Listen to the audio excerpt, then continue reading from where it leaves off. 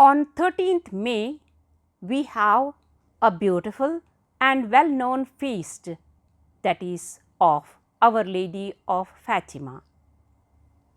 The story begins in the village of Fatima, Portugal, on May 13th, 1917.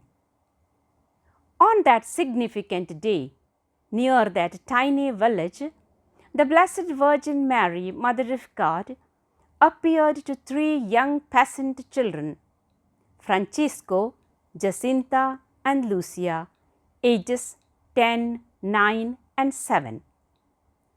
As was the custom, these youngsters were tending their family's sheep when a lady, all in white, more brilliant than the sun, indescribably beautiful, standing above a bush, appeared to the youngsters.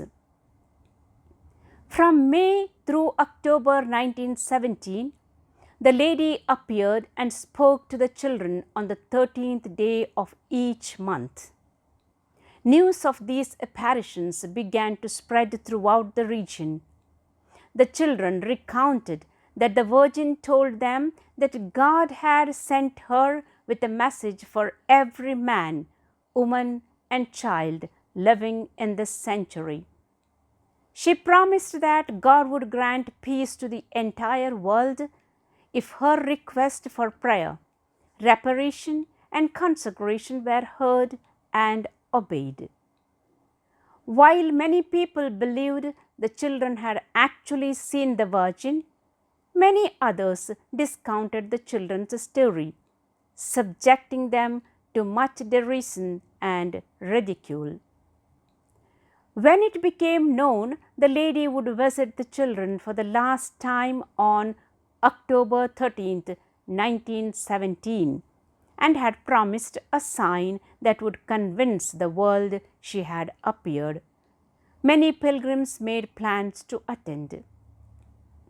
Though the region had been subjected to 3 days of torrential downpour, nearly 70,000 people journeyed through the heavy rain and mud to the place of the previous apparitions to witness the predicted miracle. Many were scornful, unbelievers whose sole intent was to discredit the children's stories. Suddenly, the clouds separated, and the sun appeared between them in the clear blue, like a disk of white fire. The people could look at the sun without blinking, and while they gazed upward, the huge ball began to dance. The huge fireball whirled rapidly with dizzy and sickening speed, flinging out all sorts of brilliant colors that reflected on the faces of the crowds. The fiery ball continued to revolve in this manner 3 times, then seemed to tremble and shudder and plunge in a mighty zigzag course towards the earth. The crowd was terrified, fearing this was the end of the world. However, the sun reversed course and, retracting its zigzagging course, returned to its normal place in the heavens. All of this transpired in approximately 10 minutes. After realizing they were not doomed, the crowd began ecstatically laughing, crying, shouting, and weeping. Many discovered their previously drenched clothing to be perfectly dry. After what has become to be known as the miracle of the sun, the children were grilled many times about what they had seen and been told. Their story never changed. The heart of Our Lady's message to the world is contained in what has become known as the secret, which she confided to the children in July 1917. The secret actually consists of 3 parts. The first part of the secret was a frightening vision of hell, where the souls of poor sinners go, and contained an urgent plea from Our Lady for acts of prayer and sacrifice to save souls, with particular emphasis on praying of the Rosary and devotion to the Immaculate Heart of Mary.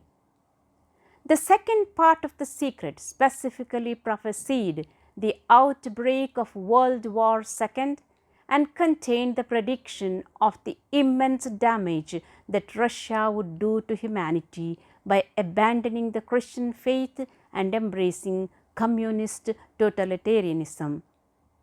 The third part was not revealed until 2000.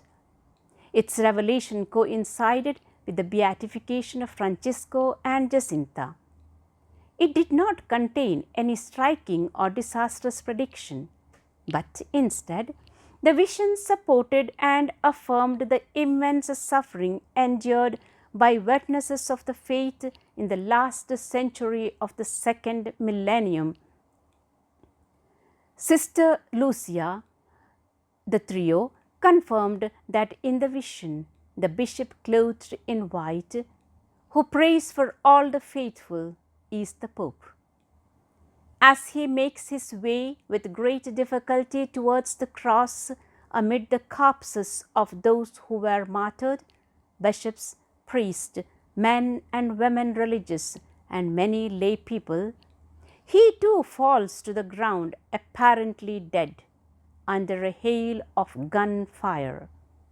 It is possible that the vision predicted the 1981 attack on Pope John Paul II's life. The Pope has always credited the Virgin for his survival, or it may be a portrayal of the Church's continued struggle against secularism and anti-Christian movements and a continuing call to prayer, sacrifice and devotion to Our Lady of Fatima.